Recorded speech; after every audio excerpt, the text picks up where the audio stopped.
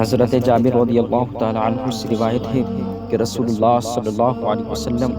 بکری کے ایک چھوٹے کانوں والے مردار بچے کے پاس سے گزرے تو آپ صلی اللہ علیہ وسلم نے فرمایا، تم میں سے کون اسے 1 درہم میں لینا پسند کرے گا؟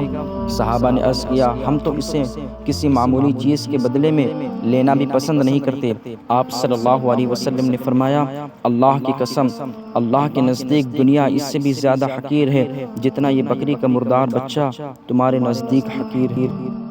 حضرت ابو ہریرہ رضی اللہ تعالی عنہ بیان کرتے ہیں، رسول اللہ صلی اللہ علیہ وسلم نے فرمایا، دنیا مومن کے لیے قید خانہ جبکہ کافر کے لیے جنت ہے۔ حضرت انس رضی اللہ تعالی عنہ بیان کرتے ہیں، رسول اللہ صلی اللہ علیہ وسلم نے فرمایا، اللہ کسی مومن کی کوئی نیکی ضائع نہیں کرتا، اس کو اس نیکی کے بدلے میں دنیا میں عطا کیا جاتا ہے اور اس کے بدلے میں اسے آخرت میں جزا دی جائے گی، اور کافر کو اس کی دنیا میں اللہ کے لیے کی گئی نیکیوں کے بدلے میں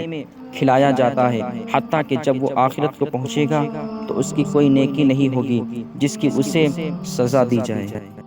حضرت ابو ہریرہ رضی اللہ تعالی عنہ بیان کرتے ہیں، رسول اللہ صلی اللہ علیہ وسلم نے فرمایا،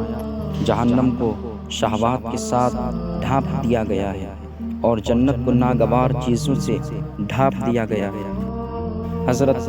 عمر بن عوف رضی اللہ تعالی عنہ بیان کرتے ہیں، رسول اللہ صلی اللہ علیہ وسلم نے فرمایا،